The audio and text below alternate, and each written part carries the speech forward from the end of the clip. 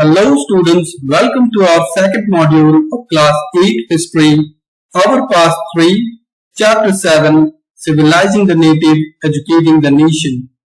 In our previous module, we have discussed about how the British saw education and the two different school of thoughts that was of the Orientalist and the Anglicist.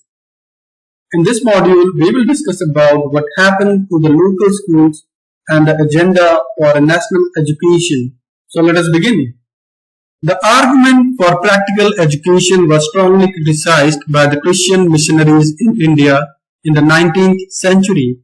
The missionaries felt that education should attempt to improve the moral character of the people and morality could be improved only through Christian education. Until 1813, the East India Company was opposed to missionary activities in India. It feared that missionary activities would provoke reaction among the local population and make them suspicious of British presence in India.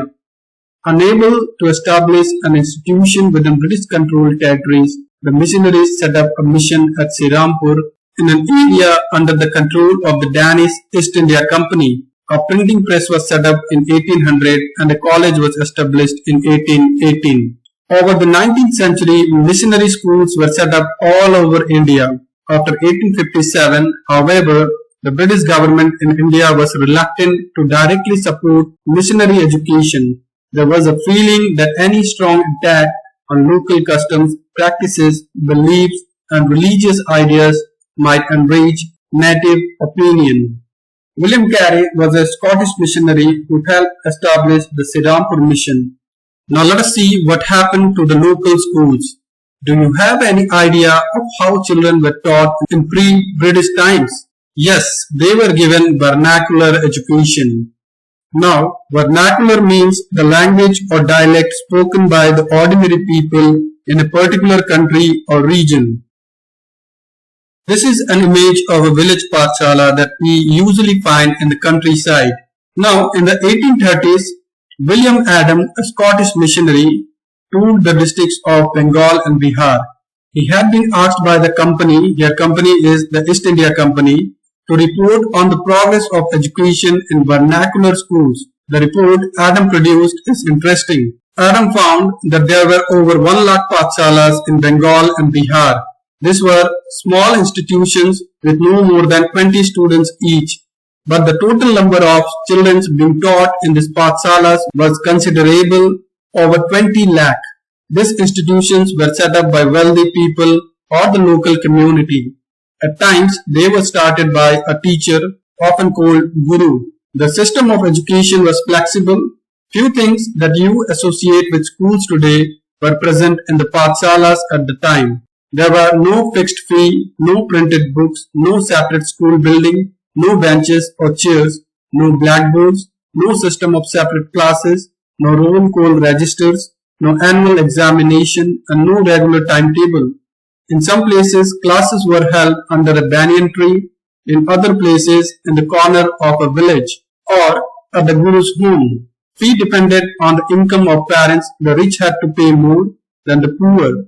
Teaching was oral and the guru decided what to teach. Students were not separated out in different classes. All of them sat together in one place.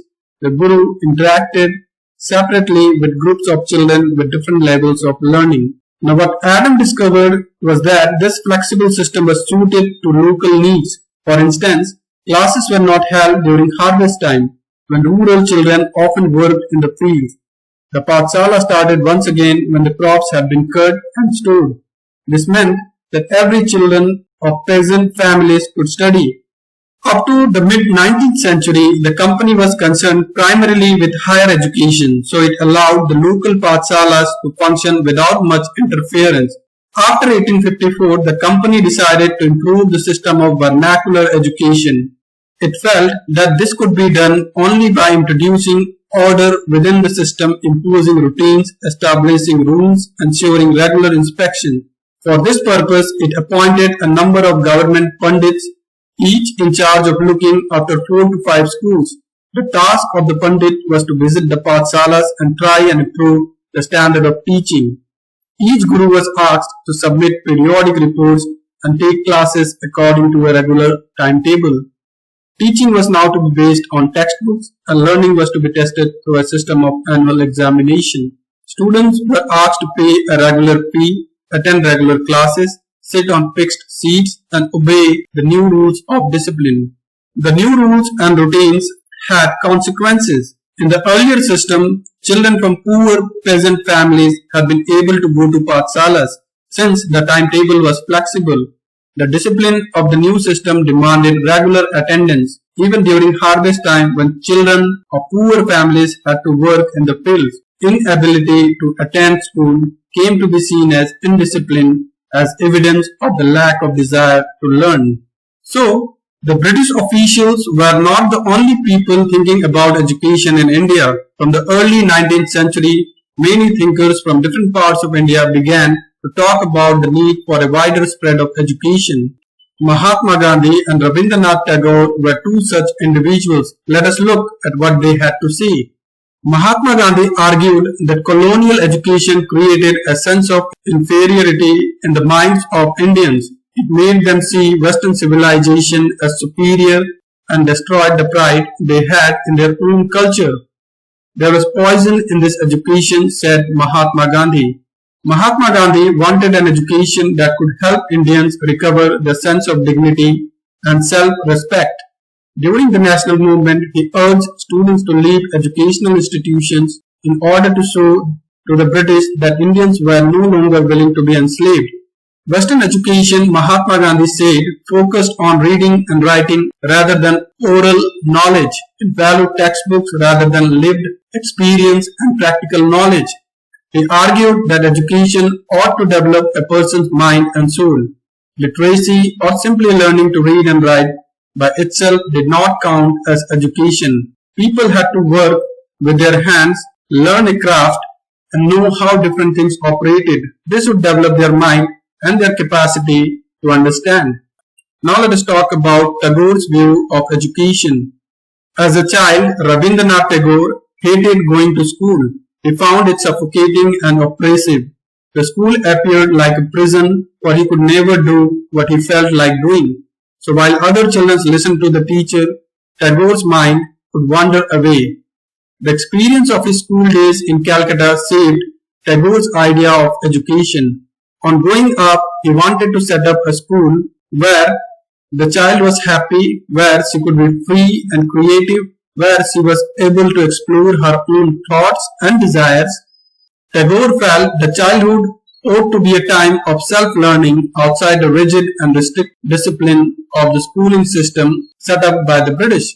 He felt the teachers had to be imaginative, understand the child, and help the child develop her curiosity. According to Tagore, the existing schools killed the natural desire of the child to be creative, her sense of wonder. Tagore was of the view that creative learning could be encouraged only within a natural environment, so he chose to set up his school 100 kilometers away from Calcutta in a rural setting. He saw it as an abode of peace, that is Santi Niketan. While living in harmony with nature, children could cultivate their natural creativity. In many senses, Tagore and Mahatma Gandhi thought about education in similar ways. There were, however, differences too. Gandhiji was highly critical of Western civilization, its worship of machines and technology. Tagore, on the other hand, wanted to combine elements of modern Western civilization with what he saw as the best within Indian tradition. He emphasized the need to teach science and technology along with art, music, and dance. So let us rewind what we have learned today. William Adam found that the system of education was flexible and local schools were known as Pathsalas. After 1854, the company decided to improve the system of vernacular education by introducing order within the system, imposing routines, establishing rules, ensuring regular inspections. Mahatma Gandhi thought that the Western education was hampering the Indian culture. Tagore wanted to combine the good aspects of it with the Indian tradition. Let us see what you have grasped today. Here are some questions for you. The question number 1 is, he was a Scottish missionary who helped to establish the Sri Rampur mission. Who was he? The options are A. William Adam, B. William Carey, C. Thomas Macaulay, or D. James Mill. And the correct answer is B. William Carey. Your second question is, Rabindranath Tagore started the Santiniketan in, and the options are A. 1899, B. 1900, C. 1901, or D. 1902. And the correct answer is C. 1901. Your third question is, William Adam toured the districts of Dash, and the options are A. Bengal and Bihar, B. Punjab and Sindh, C. Mysore and Hyderabad, or D. Madras and Bombay. And the correct answer is A. Bengal and Bihar. It's practice time now, and here are some homework for you. Your question number 1 is, why did Mahatma Gandhi want to teach children handicrafts? Your question number 2 is, who was William Adam? Why was his report on vernacular education interesting? And your question number 3 is, what steps were taken by the East India Company to improve the system of vernacular education? In our next module, we'll move to our next chapter, that is Women, Caste and Reform. Till then, take care of yourself, stay home, stay safe. Thank you.